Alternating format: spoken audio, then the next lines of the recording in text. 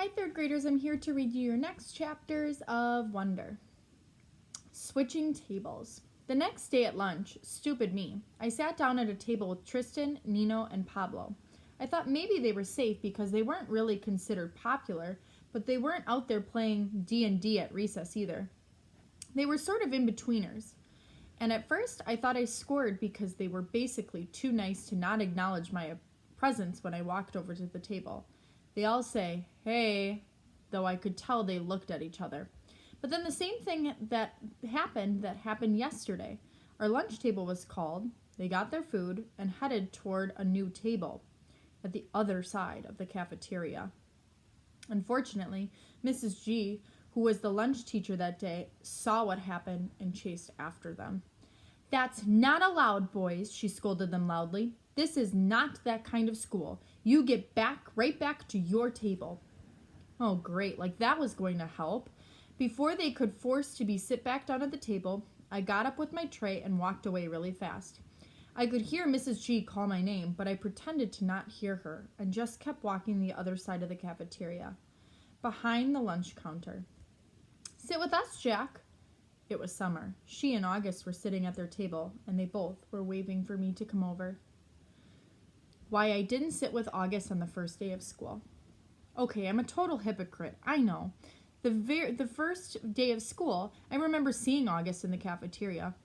Everyone was looking at him, talking about him, but then no one was used to his face or even knew that he was coming to Beecher, so it was a total shock for a lot of people to see him there on the first day of school. Most kids were even afraid to get near him.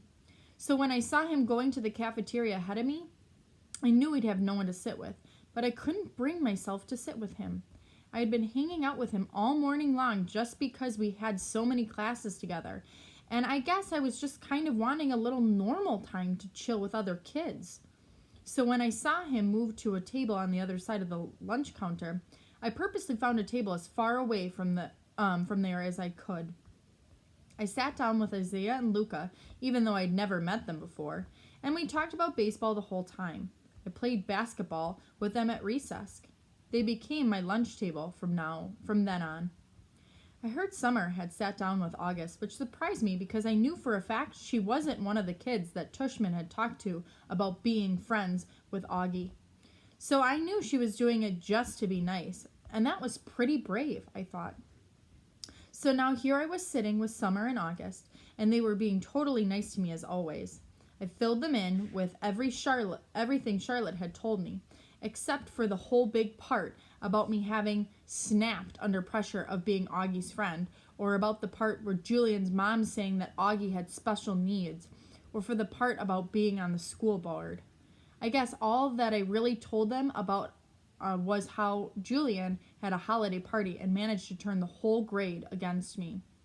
"Just feels so weird," I said, "to not have people talking about you, pretending you don't even exist." Augie started smiling. "Ya think?"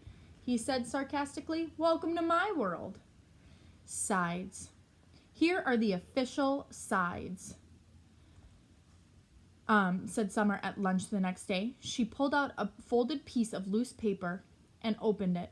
It had 3 columns of names: Jack's side, Julian's side, and neutrals. So Jack's side was Jack, August, Reed, Max, both Max's. Julian's was Miles, Henry, Amos, Simon, Tristan, Pablo, Nino, Isaiah, Luca, Jake, Tolan, Roman, Ben, Emmanuel, Zeke, Tomasio. Woo! And neutrals were Malik, Remo, Jose, Leaf, Ram, Ivan, and Russell. "Where did you get this?" said Augie, looking over his shoulder as I read the list. "Charlotte made it," Summer answered quickly. "She gave it to me last period. She said she thought you should know who was on your side, Jack." "Yeah, not many people, that's for sure," I said. "Reed is," she said, "and the 2 Maxes." "Great, the nerds are on my side." "Don't be mean," said Summer. "I think Charlotte likes you, by the way." "Yeah, I know. Are you going to ask her out?" "Are you kidding? I can't. Now that everyone's acting like I have the plague." The second I said it, I realized I shouldn't have. There was this awkward moment of silence, and I looked at Augie. "It's okay," he said. "I knew about that." Sorry, dude, I said. I didn't know what they called it the plague, though, he said. I figured it was more like the cheese touch or something. Oh, yeah, like in Diary of a Wimpy Kid, I nodded. The plague actually sounds cooler, he joked. Like someone could catch the death black of ugliness. As he said this, he made air quotes. I think it's awful, said Summer, but Augie shrugged while taking a big sip from his juice box. Anyways, I'm not asking Charlotte out, I said. My mom thinks we're all too young to be dating anyway, she answered. What if Reed asked you out, I said. Would you go? I could tell she was surprised. No, she said. I'm just asking, I laughed. She shook her head and smiled. Why? What do you know? Nothing, I'm just asking, I said.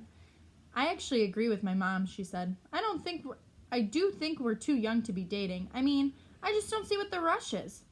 Yeah, I agree, said August. What is kind of a shame, what with all those babes who keep throwing themselves at me and stuff. He said this in such a funny way that the milk I was drinking came out of my nose when I laughed, which made us all totally crack up.